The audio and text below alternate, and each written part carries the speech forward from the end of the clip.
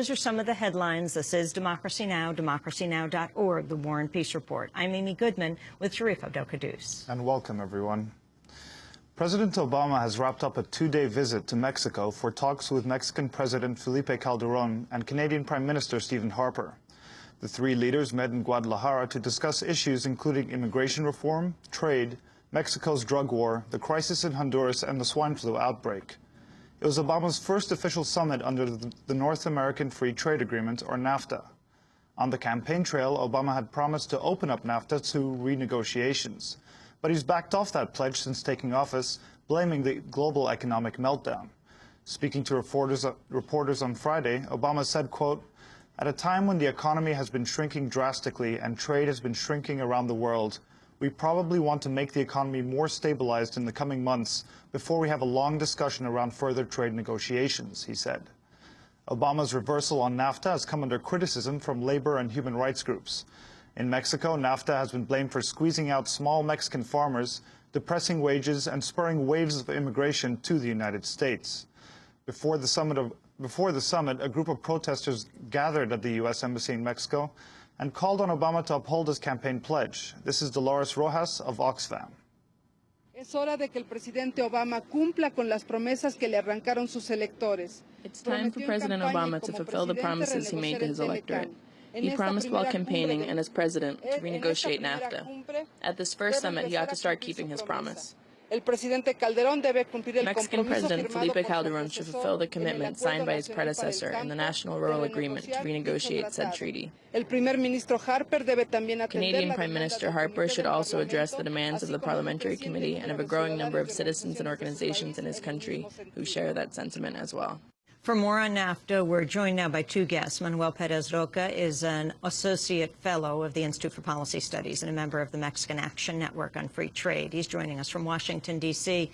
And joining us by Democracy Now! Video stream from Mexico City is Laura Carlson, director of the Mexico City-based America's Policy Program of the Center for International Policy. We welcome you both to Democracy Now! Manuel, overall, your response to what they call the Three Amigos Summit. Thank you, Amy, for the invitation. Well, I think it was mostly a protocollarian summit, a photo op, and unfortunately there wasn't a major breakthrough in most of the pending issues in the international agenda. For us, civil society organizations that have been working against the Security and Prosperity Partnership, it is somehow a welcoming sign that they are not talking about this framework anymore. However, most of the elements that are part of this Security and Prosperity Partnership agenda are still there, namely increase the regulation and increased militarization of Mexico. So my overall impression is that the summit has been a lost opportunity to signal Obama's intention and willingness to help Mexico to change. And Manuel, you write about the SPP, the Security Prosperity Partnership, in your latest piece. And you talk about who's invited behind these closed-door meetings. Can you talk about some of that, please? Well, in the last 3 years, since 2005, this initiative that was undertaken by former President Bush, by former President Fox and Martin from Canada, the only invited stakeholder to these talks were big businesses. They formed this ad hoc group called the North American Competitiveness Council, in which only 30 big corporations of North America used to give any input to the presidents, and this was what led the agenda of the trinational relations for 3 years. What we're seeing now is somehow a continuity, because previous to the Guadalajara summit, there wasn't any consultation at all to civil society organizations, to small businesses, to farmers, to human rights groups about what should lead the agenda for North America.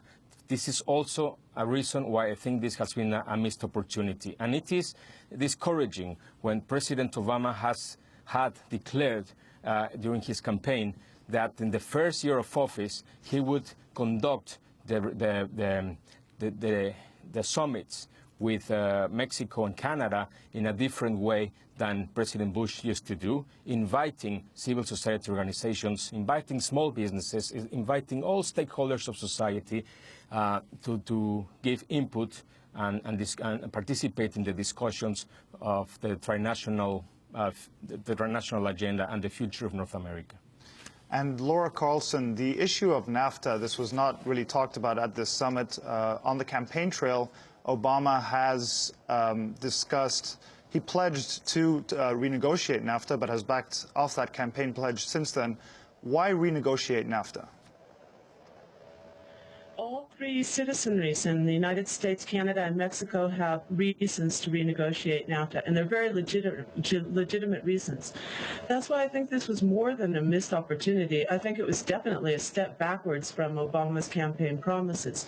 In the United States, labor is asking for a renegotiation to incorporate those labor standards into the trade agreement, because as side agreements, both labor and environment have been basically ignored. There's no real sanctions to them, and there's no means of controlling this flow of businesses south to Mexico in order to keep for labor and have more control over working conditions by violating workers' rights. In Mexico, of course, the big reason to renegotiate NAFTA has been that small farmers have been displaced from the countryside by having to face imports from the United States. There have been an estimated 2 million farmers that have lost their livelihoods because of subsidized interest in imports in the farming communities, and many of those have ended up migrating. In Canada, they're looking for greater control over their natural resources. So it was a real slap in the face to citizen movements that these issues didn't even come up at this summit. And at some point, the leaders are going to have to deal with them, because that's what we deserve. If NAFTA were to be renegotiated, what are the issues you think should be renegotiated? Well, the Mexicans are calling for corn and beans and basic foodstuffs to be eliminated from NAFTA in order to have policies within the nation that can assure a secure food supply and livelihoods for farmers. There's also a question of each country having control over its natural resources to be able to do planning for sustainable development at a time when that's obviously critical. What Obama has asked for in the campaign was that these side agreements become a part of the trade agreement, so that they're not always completely subordinated to the commercial aspects of NAFTA. And I think that that's also critical. So these are the issues that are on the table, and it was surprising and very disappointing that they didn't come up at the summit. Manuel, you've also written about swine flu. This was an issue, the outbreak of the swine flu at the summit, and you bring in NAFTA as a reason for swine flu and the outbreak, a possible reason. Could you explain? Well, yes, I think, and the people I work with, that more than continued collaboration, which is what the President's pledged to in Guadalajara, and more than continued collaboration, what is required is to instruct health authorities in their respective countries to investigate the conditions that have led to the emergence of the H1N1 flu virus, also known as the swine virus, and it's also known as the NAFTA virus, because there's evidence that has been uncovered today that suggests that the massive U.S.-owned hog raising operations were shifted to Mexico once NAFTA started being implemented in 1994, and big U.S. companies moved their operations to Mexico to make the most of lack of environmental regulations. So this is why, Ground Zero was located in this area of Veracruz in Perote, where these farms with the draconian health conditions and environmental regulations were operating. And this is where one of the places where the flu started disseminating. So what we say is that what we need to see is the roots of the crisis of this flu crisis that is going to intensify in the northern hemisphere in the next fall, instead of just looking for only very, very inefficient solutions.